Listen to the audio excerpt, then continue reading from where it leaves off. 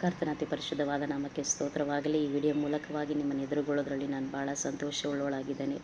ಒಂದು ವಿಷಯದ ಕುರಿತಾಗಿ ನಾವು ಆಲೋಚನೆ ಮಾಡಿಕೊಳ್ಳೋಣ ಪ್ರಿಯರೇ. ಇವತ್ತು ದೇವರು ನಮಗೆ ಕೊಡಲ್ಪಟ್ಟಂಥ ಈ ಆಯಸ್ಸನ್ನು, ಈ ಆರೋಗ್ಯವನ್ನು ಕೆಲವೊಂದು ಸಾರಿ ನಾವು ಮತ್ತೊಬ್ಬರಿಗೋಸ್ಕರವಾಗಿ, ಮತ್ತೊಬ್ಬರು ಏನು ಅನ್ಕೋಬಿಡ್ತಾರೋ, ಮತ್ತೊಬ್ಬರು ನಮ್ಮ ಕುರಿತಾಗಿ ಏನು ತಿಳ್ಕೊಂಡಿದ್ದಾರೋ, ಅವ್ರು ನಮ್ಮ ಕುರಿತಾಗಿ ಏನೆಲ್ಲ ಆಲೋಚನೆ ಮಾಡ್ಕೋತಾ ಇದ್ದಾರೋ, ಇವ್ರು ನಮ್ಮ ಕುರಿತಾಗಿ ಏನೆಲ್ಲ ಚಿಂತೆ ಮಾಡ್ತಾ ಇದ್ದಾರೋ ಎನ್ನುವಂಥ ಅನೇಕ ರೀತಿಯಾದಂಥ ಮತ್ತೊಬ್ಬರಿಗೋಸ್ಕರವಾಗಿ, ಮತ್ತೊಬ್ಬರು ಏನು ಅನ್ಕೋಬಿಡ್ತಾರೋ, ಮತ್ತೊಬ್ಬರಿಗೋಸ್ಕರವಾಗಿ ನಾವು ಜೀವನ ಮಾಡ್ತಾ ಇರ್ತೀವಿ. ಮತ್ತೊಬ್ಬರನ್ನ ಮೆಚ್ಚಿಸೋದಕ್ಕೋಸ್ಕರವಾಗಿ ನಮ್ಮ ಆಯಸ್ಸನ್ನು, ಆರೋಗ್ಯವನ್ನು ನಾವು ಕಳೀತಾ ಇರ್ತೀವಿ. ಮತ್ತೊಬ್ಬರಿಗೋಸ್ಕರವೇ ನಮ್ಮ ಜೀವಿತವನ್ನು ನಾವು ತ್ಯಾಗ ಮಾಡ್ತಾ ಇದ್ದೀವಿ. ಇದರಿಂದ ಸಿಗುವಂಥ ಫಲಿತಾಂಶ ಏನು? ಇದರಿಂದ ಸಿಕ್ಕಿದಂಥ ಫಲಿತಾಂಶ ದುಃಖ, ಕಣ್ಣೀರು, ವೇದನೆ, ಅವಮಾನ, ನಿಂದೆಯ ಮಾತಾಗಿರುತ್ತೆ. ಪ್ರಿಯರೇ, ಇದರಿಂದ ನಾವು ಬಿಡುಗಡೆ ಆಗೋದಕ್ಕೆ ಸಾಧ್ಯವಿಲ್ಲ. ಇದರಿಂದ ನಾವು ಒಂದು ವಿಮೋಚನೆಯನ್ನು ಹೊಂದ್ಕೊಳ್ಳೋದಕ್ಕಾಗೋದಿಲ್ವ? ಸಂತೋಷದ ಜೀವಿತವನ್ನು, ಸಮಾಧಾನದ ಜೀವಿತವನ್ನು ನಾವು ಜೀವಿಸೋದಕ್ಕಾಗೋದಿಲ್ವ? ಖಂಡಿತವಾಗಿಯೂ ಸಾಧ್ಯ. ಅದಕ್ಕೆ ಒಂದೇ ಒಂದು ಮಾರ್ಗ. ಯಾವ ಮಾರ್ಗ ಗೊತ್ತಾ? ಕರ್ತನನ್ನು ಮೆಚ್ಚಿಸುವಂಥ ಮಾರ್ಗ, ದೇವರಿಗೆ ಮೆಚ್ಚುಗೆ ಉಳ್ಳವರಾಗಿ ನಡ್ಕೊಳ್ಳುವಂಥ ಮಾರ್ಗ. ದೇವರಿಗೆ ಮೆಚ್ಚುಗೆ ಉಳ್ಳವರಾಗಿ ನಾವು ನಡ್ಕೊಳ್ಳುವಾಗ ಈ ಸುತ್ತಮುತ್ತಲಿರುವ ಜನಗಳು ನಮಗೆ ಅನುಕೂಲವಾಗಿ ಮಾರ್ಪಡ್ತಾರೆ.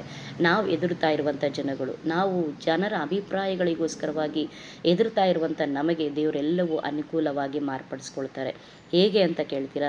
ಜ್ಞಾನೋಕ್ತಿಗಳ ಪುಸ್ತಕ 16ನೇ ಅಧ್ಯಾಯದ 7ನೇ ವಚನ ಹೇಳುತ್ತೆ, ಯೆಹೋವನು ಒಬ್ಬನ ನಡತೆಗೆ ಮೆಚ್ಚಿದರೆ ಅವರ ಶತ್ರುಗಳನ್ನು ದೇವರು ಮಿತ್ರರಾಗಿ ಮಾರ್ಪಡಿಸ್ತಾರೆ ಅಂತ. ಇವತ್ತು ನಾವು ಎದುರುತ್ತಾ ಇರುವಂಥ ಕಾರ್ಯ, ಸುತ್ತಮುತ್ತಲು ಸಂಬಂಧಿಕರುಗಳು, ನೆಂಟರುಗಳು, ನಮ್ಮ ಸ್ನೇಹಿತರು ಏನು ಅನ್ಕೋಬಿಡ್ತಾರೆ ಅಂತ. ಆದರೆ ವಚನ ಹೇಳ್ತಾ ಇದೆ, ಅವನು ಶತ್ರುವಾಗಿದ್ರು, ನಮಗೆ ಶತ್ರುವಾಗಿದ್ರು ಕೂಡ ಅವನನ್ನು ದೇವರು ಏನು ಮಾಡ್ತಾರಂತೆ? ಮಿತ್ರರನ್ನಾಗಿ ಮಾರ್ಪಡಿಸ್ತಾರಂತೆ. ಹಾಗಾದರೆ ಇವತ್ತು ನಮ್ಮ ಸುತ್ತಮುತ್ತಲಿರುವಂಥ ಜನಗಳನ್ನು ದೇವರು ನಮ್ಗೆ ಅನುಕೂಲವಾಗಿ ಮಾರ್ಪಡಿಸಲ್ವ? ನಾವು ಎದುರುತ್ತಾ ಇರುವಂಥ ಜನಗಳನ್ನ ದೇವರು ನಮ್ಗೆ ಅನುಕೂಲವಾಗಿ ಮಾರ್ಪಡಿಸಲ್ವ? ನಮ್ಮ ಕುಟುಂಬದ ಸದಸ್ಯರುಗಳನ್ನು ದೇವರು ಅನುಕೂಲವಾಗಿ ಮಾರ್ಪಡಿಸಲ್ವ? ಖಂಡಿತವಾಗಲೂ ಮಾರ್ಪಡಿಸ್ತಾರೆ. ನಾವು ಮಾಡಬೇಕಾದಂಥ ಕಾರ್ಯ ಏನು ಗೊತ್ತಾ? ದೇವರಿಗೆ ಮೆಚ್ಚುಗೆ ಉಳ್ಳವರಾಗಿ ನಾವು ನಡ್ಕೊಳ್ಳೋರಾಗಿರಬೇಕು. ಸತ್ಯವೇದದಲ್ಲಿ ದೇವರಿಗೆ ಮೆಚ್ಚುಗೆ ಉಳ್ಳಾಗಿ ನಡೆದಂಥ ಒಂದು ವ್ಯಕ್ತಿನ ನಾನು ನಿಮಗೆ ಪರಿಚಯ ಪಡಿಸೋದಕ್ಕೆ ಇಷ್ಟಪಡ್ತೀನಿ. ಆತನು ದಾವೀದನಾಗಿರ್ತಾನೆ ಪ್ರಿಯರೇ. ದಾವೀದನು ದೇವರ ಹೃದಯಕ್ಕೆ ಒಪ್ಪುವಂಥ ಮನುಷ್ಯನು. ದೇವರು ಅವನ ನಡತೆಯನ್ನು ಮೆಚ್ಚಿದನು ಎಂದು ದೇವರ ವಚನ ಹೇಳುತ್ತದೆ. ಇವತ್ತು ಪ್ರಿಯರೇ, ದಾವೀದನ ರೀತಿಯಲ್ಲಿ ಪರಿಸ್ಥಿತಿಗಳು,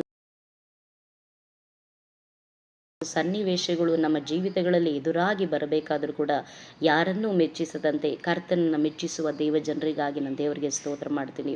ಇವತ್ತು ದೇವರು ನಮ್ಮನ್ನು ಕರೆದಿರುವಂಥ ಉದ್ದೇಶ ಏನು ಗೊತ್ತಾ? ಅವ್ರಿವ್ರನ್ನ ಮೆಚ್ಚಿಸ್ಕೊಂಡು ಕೂತ್ಕೊಳ್ಳೋದಕ್ಕಲ್ಲ, ದೇವರಿಗೆ ಮೆಚ್ಚುಗೆ ಉಳ್ಳದಂಥ ಮಾರ್ಗವನ್ನು ನಾವು ವಿವೇಚಿಸಿ ತಿಳ್ಕೊಂಡು ಅದರ ಪ್ರಕಾರ ನಡೆಯೋದಕ್ಕಾಗಿ ದೇವರು ನಮ್ಮನ್ನು ಕರೆದವರಾಗಿದ್ದಾರೆ. ಇವತ್ತು ನಾವೆಲ್ಲಾದರೂ ಹಿಂತಿರುಗಿ ಹೋಗಿರೋದಾದರೆ ದೇವರಿಗೆ ಮೆಚ್ಚುಗೆ ಉಳ್ಳವರಾಗಿ ನಡ್ಕೊಳ್ಳೋದಕ್ಕೋಸ್ಕರವಾಗಿ ಮತ್ತೆ ಬರೋಣ.